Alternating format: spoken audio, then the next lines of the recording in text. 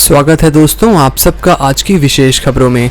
आज की खबरों में सरकार के द्वारा चलाए गए नए नियम और स्कीम की खबरों से आप रूबरू होंगे। प्राइवेट नौकरी वालों को भी बहुत राहत है, तो इन सभी अपडेट्स को आप तक पहुंचाने के लिए हम रहते हैं आपके साथ। जानेंगे एक एक खबर को ध्यान से। बिना समय खराब किए आपको ले चलते हैं आज की पहली और महत्वपूर्ण खबर पर। 10 मई को दोस्तों मदर्स डे था।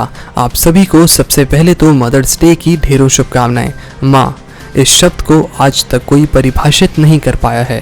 मैं तो यही मानता हूँ कि अगर दुनिया में भगवान का कोई रूप है तो वह है माँ, जो हमारी सारी परेशानियों को अपने आंचल में समेट लेती है।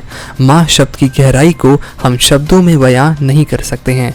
आप सभी को हमारे चैनल और मेरी तरफ से एक बार फिर मदर्स डे की ढेरों शुभकामनाएं।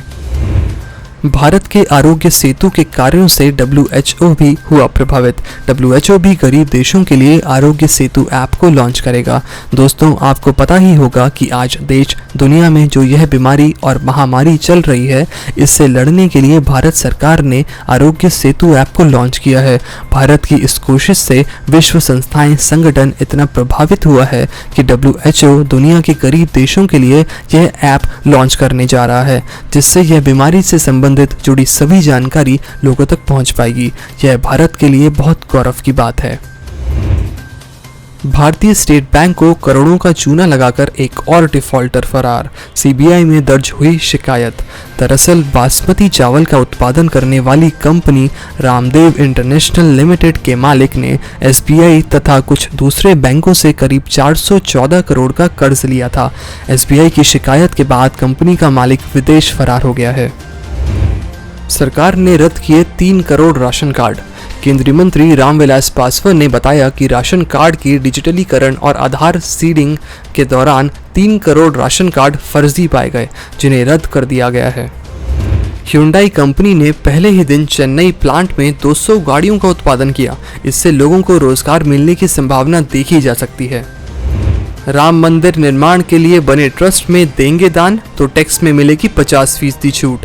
वित्त मंत्री की तरफ से एक नोटिस जारी किया गया कि जो लोग राम मंदिर निर्माण के लिए बने ट्रस्ट में अपना योगदान देंगे तो उन्हें टैक्स में 50% तक की छूट मिलेगी। केंद्र सरकार ने कोरोना महामारी को देखते हुए NRI के लिए देश में ही फंस जाने से टैक्स नियमों में ढील देने का फैसला किया है।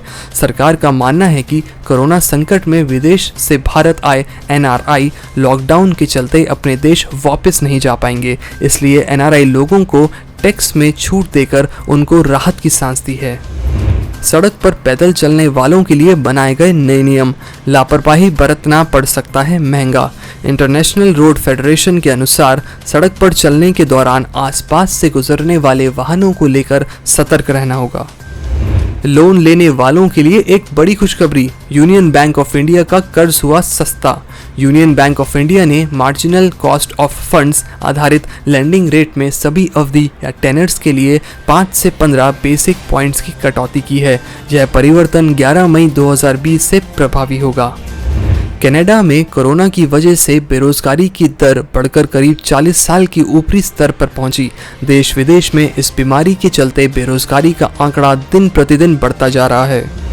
उत्तर प्रदेश में 3 नियमों को छोड़कर खत्म हुए सारे श्रम कानून। कंपनियों को मिले अधिकार, कभी भी कर सकती हैं हायर और फायर।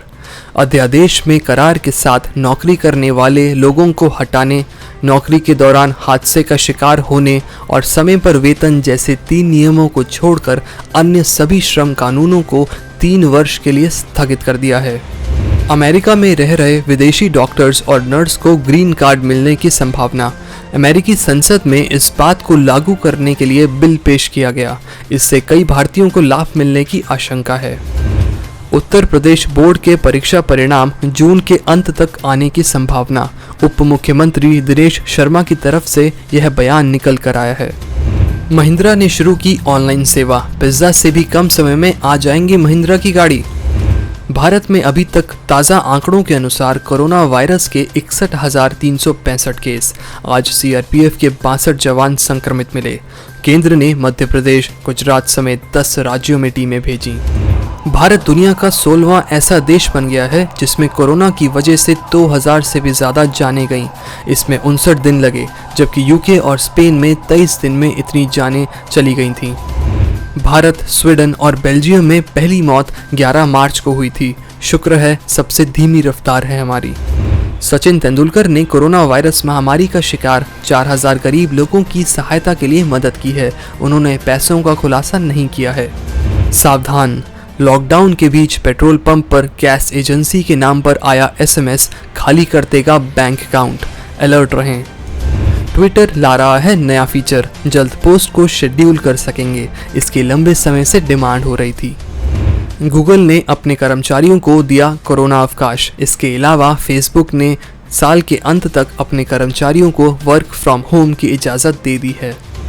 कोरोना की बीमारी से लड़ने के लिए SBI ने लॉन्च की स्वास्थ्य बीमा पॉलिसी। बीमा धारक को मिलेगा 5 लाख तक का कवर। अगर आप घर खरीदने का सोच रहे हैं तो आपके लिए यह खबर किसी खुशखबरी से कम नहीं है। घर खरीदने पर सब्सिडी स्कीम की बुनियाद बढ़ाने पर सरकार कर रही है विचार। जल्द ही मिलेगा सस्ता होम लोन। मई के अंत तक शराब की दुकानों की संख्या घटाकर 2934 करेगी आंध्र प्रदेश सरकार। इसी के साथ आज की महत्वपूर्ण खबरों का सिलसिला खत्म होता है। कल हम फिर हाजिर होंगे देश विदेश की सुनी अनसुनी खबरों के साथ। तब तक घर रहिए और सुरक्षित रहिए।